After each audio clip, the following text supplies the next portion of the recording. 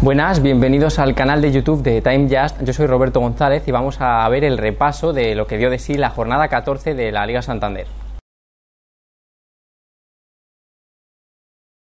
Nos vamos a Valencia, el Levante 0, Athletic Club de Bilbao, el partido que se jugó el pasado viernes, un empate a 0 en el que hubo pocas ocasiones. Sí que es cierto que el Athletic Club de Bilbao fue algo mejor que el equipo valenciano, y como decimos el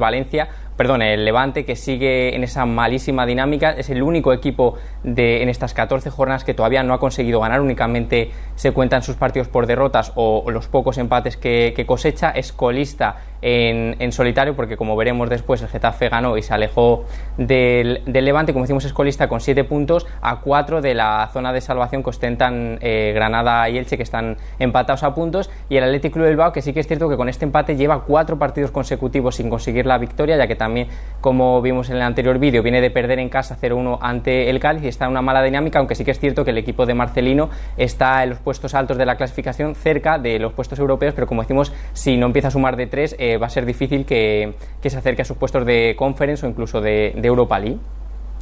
En Vigo nos encontramos el empate a 1 entre el Celta y el Villarreal. Destacar que primero se adelantó el Villarreal en la primera mitad con un gol de Alberto Moreno, y en la segunda Brais Méndez lo empató. El Villarreal tuvo muchísimas ocasiones en la primera parte, pudo incluso dejar finiquitado el partido en esa primera parte, pero como se suele decir, si no metes las que tienes durante el partido y si perdonas, pues en la segunda mitad lo puedes pagar caro, y así fue. El Celta fue bastante mejor la segunda mitad, como ya pasó contra el Barça, una primera mitad muy floja y una segunda mitad en la que el equipo apretó, el equipo de Chacho Coudet, y se llevó ese empate que le sabe a poco, pero que punto a punto sí que se está intentando alejar de la zona de descenso, aunque sigue muy cerca. Y el Villarreal, en cambio, que sí que es cierto que venía de ganar el último partido en casa ante el Getafe, se topa con este empate que sabe a poco, porque como decimos hizo sobre todo una gran primera mitad, y está en la zona media de la clasificación. Veremos si le sigue pasando factura la Champions. En Sevilla, en el Pizjuán, empate a 2 entre el Sevilla de Lopetegui y el Alavés. El Alavés que, destacar que el Sevilla es el segundo mejor local de la Liga, ya que como veremos después el primero es el Rayo y esa victoria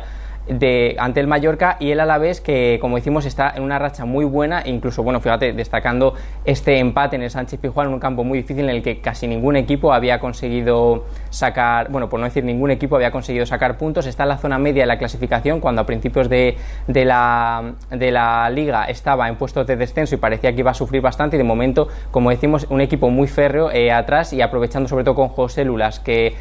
tuvo, y Ocampos y Rakitic fueron los autores para el equipo de Lopetegui. Como decimos, este empate al Sevilla sí que es verdad que le hace bajar un poco en los puestos altos de la clasificación, y alejándose sobre todo de lo que son la Real Sociedad y el Real Madrid. El Atlético de Madrid en el Wanda ganó por 1-0 a Osasuna con gol de Felipe en el minuto 87 de cabeza, un gol que le sabe a oro al equipo del Cholo, que fue bastante inferior, sobre todo en la primera parte, al equipo de Arrasate, sin ningún disparo a puerta, y como decimos, el equipo del norte fue bastante superior al equipo del Cholo, y ya sí que es cierto que la segunda mitad estuvo algo más igualado el encuentro, pero como decimos, la pegada de los equipos grandes se hace notar. Y estos 3 puntos son clave para el equipo del Cholo, que le hacen seguir la estela del Sevilla, del Madrid y de la Real Sociedad, como decimos siempre, tiene un partido más. Y por su parte los Osasuna, que sí que es cierto que llega de una mala dinámica, de 3-4 partidos sin conseguir la victoria. Sí que es cierto que les está tocando equipos muy fuertes en la clasificación, pero sí que la zona alta de la tabla, cerca de puestos europeos.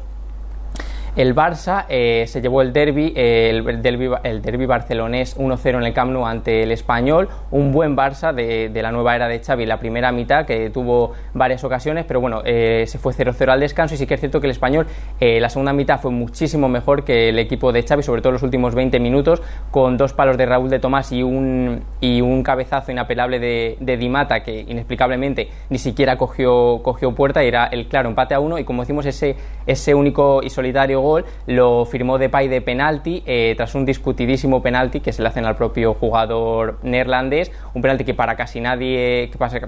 fue, pero que ni el VAR supo decir al árbitro de campo que no era, y por lo tanto pues esa polémica sí que le hizo al Barça pues llevarse esos 3 puntos claves, porque se acercan a puestos europeos, a puestos de Conference y de Europa League, y poco a poco intentan subir puestos en la tabla y acercarse a los puestos grandes de la clasificación, que son luchando por la Liga o incluso metiéndose en Champions, que es por lo menos el deber que tiene el equipo culé.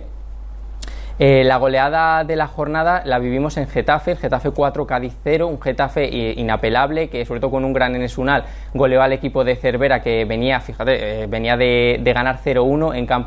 en San Mamés, en campo del Athletic Club Bilbao, pero como lleva haciendo durante todas las jornadas, el Cádiz es un equipo muy irregular que, como decimos, puede ganar en San Mamés, un campo dificilísimo, y puede ir a casa del hasta entonces colista y que le metan 4, ¿no? Y como decimos, el Getafe fue muy superior al equipo de Cervera y el equipo de Quique Sánchez Flores ostenta 2 victorias ya, lo que va de Liga, de estos 14 partidos, las 2 en casa, que es donde se quiere hacer fuerte. Y como decimos, el Getafe, que coge un poco de aire, se coloca con 9 puntos, 2 más que el equipo levantinista y a 2 únicamente del Granada y del Elche, que son los que están en la zona límite del descenso, así que bueno, está mucho más cerca de lo que estaba hace 3-4 jornadas.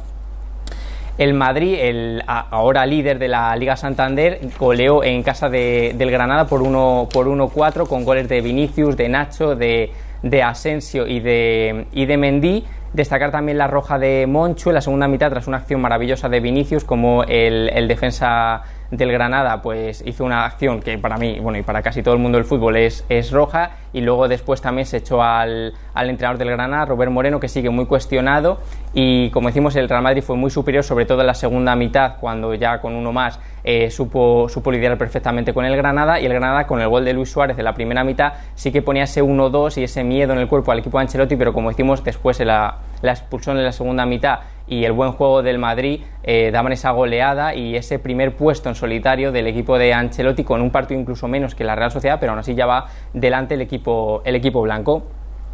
El Betis ganó como visitante 0-3 al Elche, además los 3 goles fueron en los primeros 20-25 minutos, un gran equipo de Pellegrini, sobre todo la primera mitad, que venía de unas semanas horribles, perdiendo en el Wanda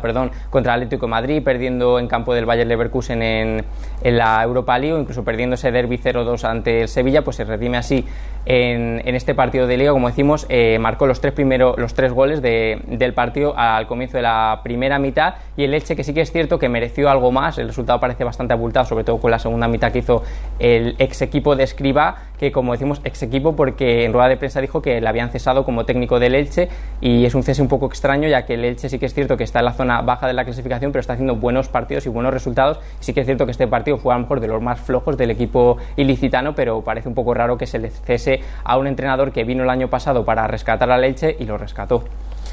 El antiguo líder de la Liga Santander, la Real Sociedad, empató a 0 en casa ante el Valencia, un buen Valencia. Sí que es cierto, bueno, hay que destacar sobre todo que fue un partido muy bronco y muy tosco, con hasta 11 tarjetas amarillas y una roja a Aritz a los minutos finales de la segunda mitad para la Real Sociedad, que sí que es cierto que se replegó tras esa roja, y es cuando el Valencia llegó más a puerta. Destacar también un gran Ciles en la primera mitad, que detuvo 2 acciones casi de mano a mano al equipo de la Real Sociedad. Y destacar, como decimos, eso, que la Real pierde